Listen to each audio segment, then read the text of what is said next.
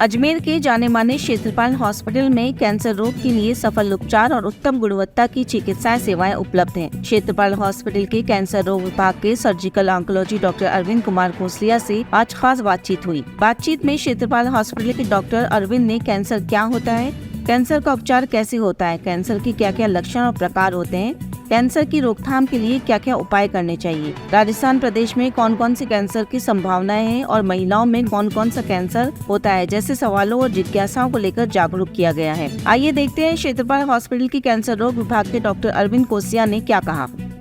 मेरा नाम डॉक्टर अरविंद कुमार खोसलिया है। मैंने सर्जिकल ऑन्कोलॉजी डिपार्टमेंट में सर्जिकल ऑन्कोलॉजिस्ट के रूप में क्षेत्रपाल हॉस्पिटल में ज्वाइन किया है।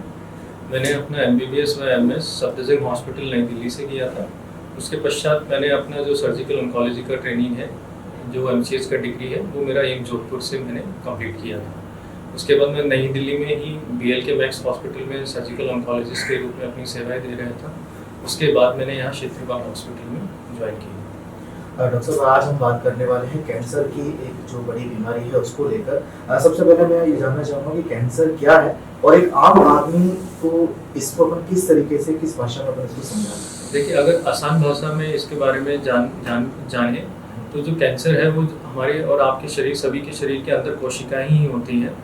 तो जो कैंसर की कोशिकाएं होती हैं, इनके अंदर एक एबिलिटी आ जाती है जिसमें ये निरंतर बढ़ती चली जाती हैं। इनमें इनको रोकने की क्षमता जो शरीर की होती है, उसमें जो भी दिक्कतें होती हैं, उन दिक्कतों के कारण ये कंट्रोल में नहीं रहती और फिर निरंतर बढ़ती जाती है और ये गठान या कैंसर का रूप ले लेती है। अच्छा, कई बार लोगों का कहना है कि ये जानलेवा बीमारी है, लाइलाज बीमारी है, इसके बारे में आप क्या कहना चाहिए? देखिए, कैंसर को जानलेवा या लाइलाज बीमारी बोलना बिल्कुल पूरी तरीके से तो ठीक नहीं है।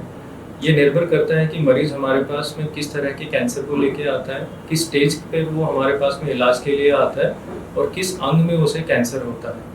तो इन पर निर्भर करते हुए अगर मरीज़ सही समय पर सही स्टेज पे हमारे पास जल्दी इलाज के लिए आता है और वो पूर्ण इलाज लेता है तो ये पूरी तरीके से इलाज हो सकता है इसका। अच्छा, अगर अपन उपचार की बात करते हैं तो कैंसर के उपचार किस तरीके से? देखिए, कैंसर के मूलतः 3 उपचार होते हैं, जिसमें सर्जरी का उपचार आता है, कीमोथेरेपी या दवाइयों का उपचार आता है और रेडियोथेरेपी या रेडिएशन का उपचार आता है। तो मरीज़ पर जिस तरह का कैंसर है, जिस स्टेज का कैंसर है, उसके अनुसार या तो मरीज़ को सिर्फ सर्जरी के द्वारा ठीक किया जा सकता है या किन्हीं मरीज़ों में हमें सर्जरी, कीमोथेरेपी व रेडिएशन की ज़रूरत पड़ती है और कुछ मरीज़ों में हमें कीमोथेरेपी व सर्जरी की ज़रूरत पड़ती है। अच्छा, रोकथाम के लिए अगर इसके क्या क्या उपाय हैं सर?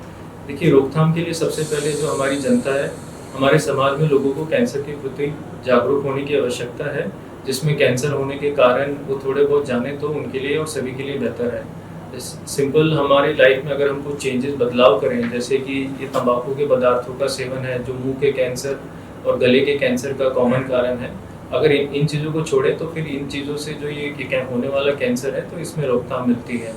और किन्हीं के परिवारों में अगर किसी को कैंसर हुआ है जो आनुवंशिक कारणों की वजह से होता है, तो ऐसे परिवारों में लोगों को सतर्क रहने की आवश्यकता है और समय समय पर अपना इलाज डॉक्टर से कराने की ज़रूरत है। तो सब जैसे कि अभी आपने बताया, कैंसर कई तरीके के होते हैं, मतलब आप किस कैंसर के जो रोग है उसमें दक्षता है? देखिए, जैसे मैंने आपको पहले बताया, मेरा सर्जिकल ऑन्कोलॉजी का ट्रेनिंग जोधपुर में हुआ था और हमें मुंह के कैंसर, गले के कैंसर, स्तन के कैंसर, फेफड़े के कैंसर, मलाशय का कैंसर, आंतों का कैंसर, पित्त की थैली का कैंसर, इन सभी के कैंसर्स की अच्छे से ऑपरेशन में हमें दक्षता मिली है। बाकी मैं मस्तिष्क के कैंसर, रीढ़ की हड्डी के कैंसर है, इनके ऑपरेशन नहीं करता, बाकी सभी कैंसर्स के सर्जरीज करता हूँ। डॉक्टर साहब, राजस्थान की अगर हम बात करते हैं तो राजस्थान में कौन कौन से कैंसर के जो प्राय है वो संभवतः यहाँ पाए जाते हैं? जो डाटा सजेस्ट करता है, पुरुषों में मुख्यतः मुंह का कैंसर, गले के कैंसर, आंतों का कैंसर और गुर्दों का कैंसर, ये कैंसर कॉमनली पाए जाते हैं। सबसे ज़्यादा कॉमन मुंह का कैंसर और फेफड़ों का कैंसर है। बाकी महिलाओं में स्तन का कैंसर और फिर गर्भाशय का, अंडकोश का और सर्विक्स का कैंसर कॉमन। अच्छा, आनुवंशिक कैंसर क्या है? देखिए, आनुवंशिक शब्द से हम ये जान सकते हैं कि जैसे कुछ परिवारों में हम बोलते हैं कि उनके पिताजी को था, फिर बच्चों को हो गया, या बहनों को था, या माताओं को था।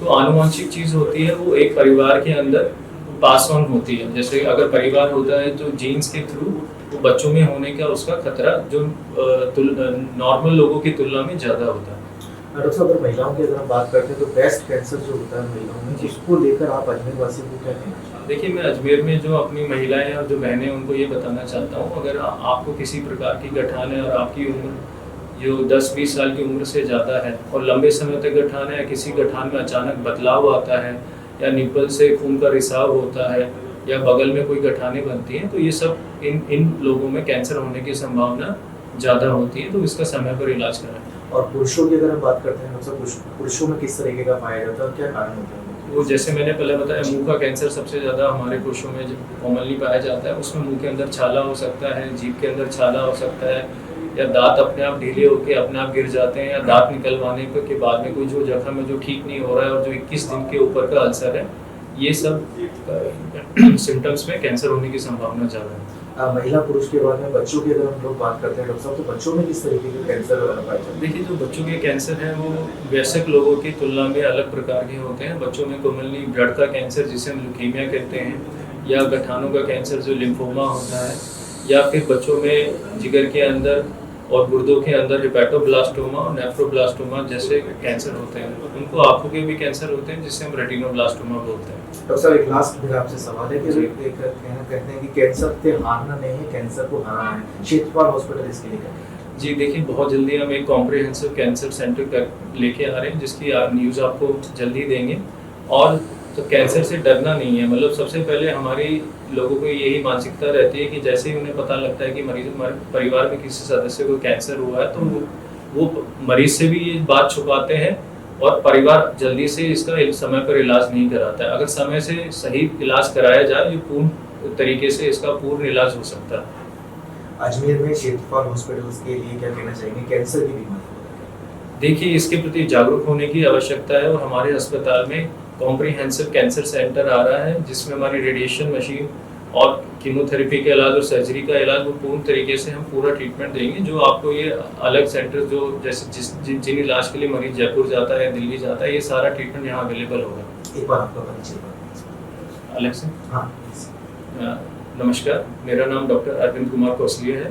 मैं सर्जिकल ऑन्कोलॉजी डिपार्टमेंट में सर्जिकल ऑन्कोलॉजिस्ट के रूप में क्षेत्रपाल हॉस्पिटल में कार्यरत हूँ। हॉस्पिटल में सोमवार से लेकर शनिवार तक 10 से 5 के बीच में यहाँ अपनी सेवाएं दे रहा हूँ। बाकी इमरजेंसी सेवाएं 24 घंटे उपलब्ध हैं।